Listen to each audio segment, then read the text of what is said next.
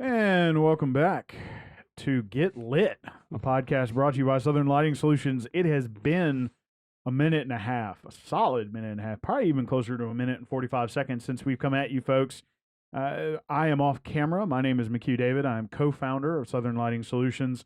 Here with my other co founder, I'm going to let him take a hot second to introduce himself.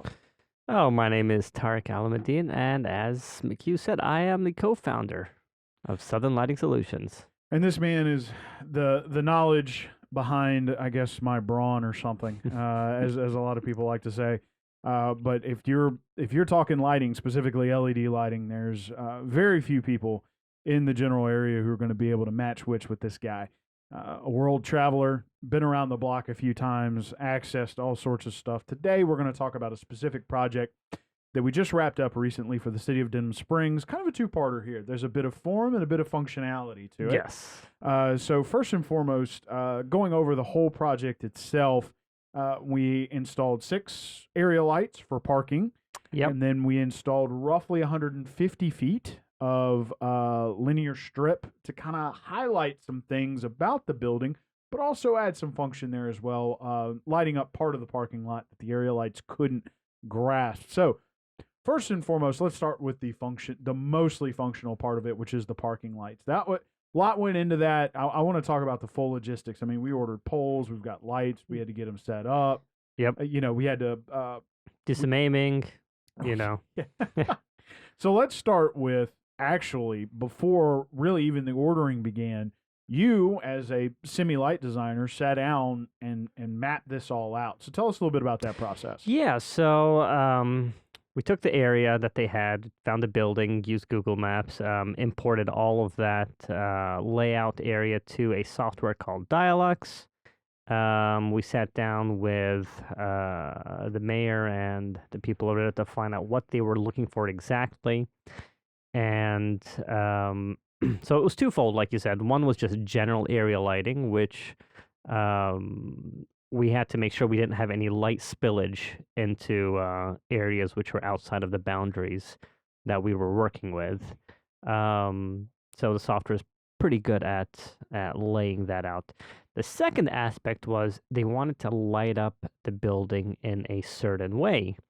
And given the age of the building and what we've seen, its area, ambient silicon encased strip lighting was the best solution for that. And we used a 4,000 Kelvin solution, which a lot of people tend to think is on the wider side. But when you take into account, the color of the wall, grass, the concrete, all of that together, it really gave a beautiful hue to the building and accented all the colors and paintings and things that they have going on over there. And so we simulated that in the software as well to get an idea of the light throw and how it was going to illuminate the building. And it came out fantastically when it was finally installed. Absolutely. Nothing but good things coming out of what people had been saying. The reviews that we're getting really lights light. And the hue that it cast, I wanted to say, really lights up the side of the building, and the hue that it casts really draws out the color. Yeah. In that mural. And then, of course, you already talked about the area lighting spillage and how we were trying to minimize that. With just 6 lights, we were able to pretty much completely. We don't have an exact square footage, but we lit up. Yeah, I mean, we got a lot of it lit up, and then also I believe you had the police station on the other side. They wanted some light to be spill over into their areas, and it was perfectly covered to give just enough so that the light goes in, but not strong enough that you blind anyone when they're coming in. Right, and that is the marshal, the entrance for the marshal's office, as well as the city council when they meet, and court Right. when they're in session. A lot of complaints there. Folks leaving late, folks coming early, very dark, hard to get in, that kind of thing. So we tried to help them fix that, and of course worked with city building inspector Rick Foster to make sure that everything met code. Yeah. That was fun. The last but not least, before we kind of get into some more nitty gritty about the strip itself and that kind of thing, We did meet a couple of problems along the way, which we fixed. But one of the things that was added, we had a flag light out front that had not been set up correctly, was not sealed correctly, Mm-hmm. completely filled with water. We replaced that as well. Yeah. Um, I mean, I guess there it was the installation was done incorrectly from the get go. We were able to fix it. Our guy Eric is very good at what he does, so he handled that pretty well.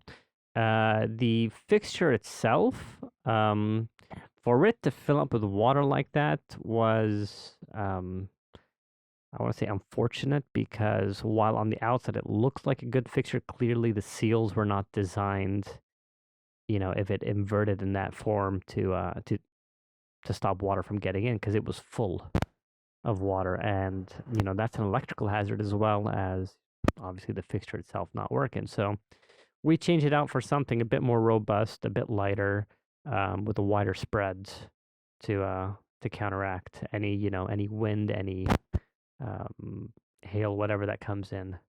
And we get all that here. Yes, Tons of fun as we're staring down the end of hurricane season. Unfortunately, a couple it's of the end developments. or beginning of hurricane season. The end. Oh, This right, is the end of. Oh, wow. Yes, Okay. The beginning of hurricane season was actually pushed up. It used to be June 1, now it's May 1. Well, I and didn't know that. It runs through October 1st.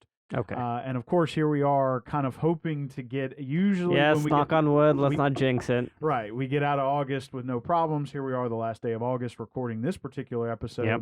And yet, we have 3 developments. One currently, I believe, in the Caribbean. Not the Gulf, but in the Caribbean, and then 2 in the Atlantic. So let's hope those either dissipate or don't quite pick up enough steam to be any more than a bad rainstorm. Yep.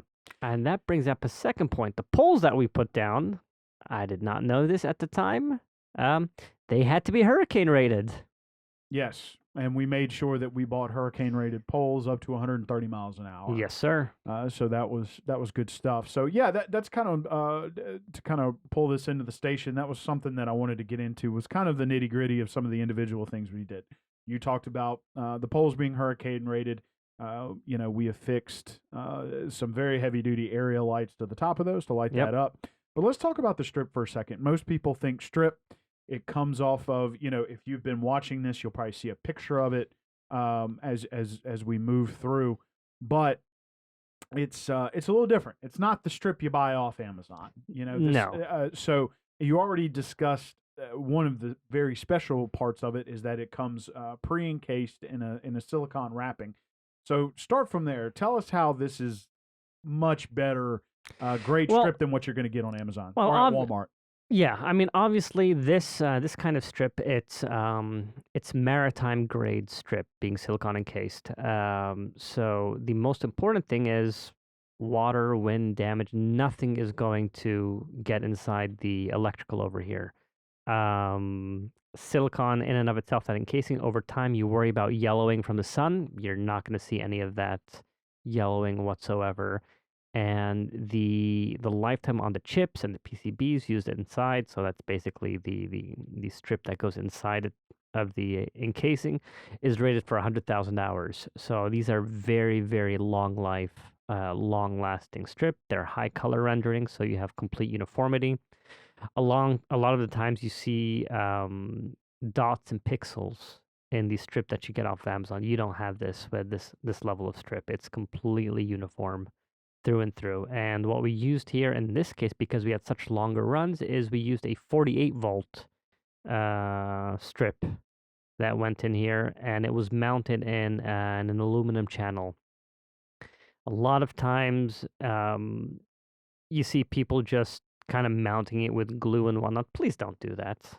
Right. Get the aluminum channels, whether for regular strip or, this kind of silicone encased strip. There's specific profiles which help hold the strip in place, keep it uniform, and also help with heat dissipation to increase the lifetime and maintain the lifetime of these fixtures. And it's important to note, I mean, he said these are maritime rated, but we have strip recently installed in my house is under cabinet. Yep. Very clean. I mean, just so much cleaner than your typical under cabinet lighting. And of course, lower wattage. So wanted to talk about that as we wrapped up. when you're looking at that strip compared to the 4 Frog Eye security, and they weren't even really Frog Eye, they were the old school halogen bulbs that you screwed in that were, at least 60 watts a piece. Oh, yeah. And, you had 2 of those per corner, 8 total. So you're at almost 500 watts, whereas, at 100 watts a strip, roughly half. I mean, 100 feet of strip. 100 feet of strip. Yeah, you were running. Sorry, it's football season. Yeah, yeah.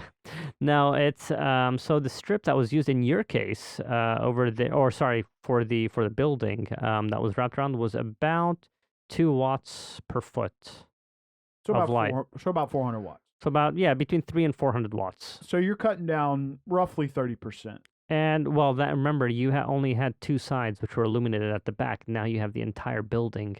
True. Completely illuminated. Sure.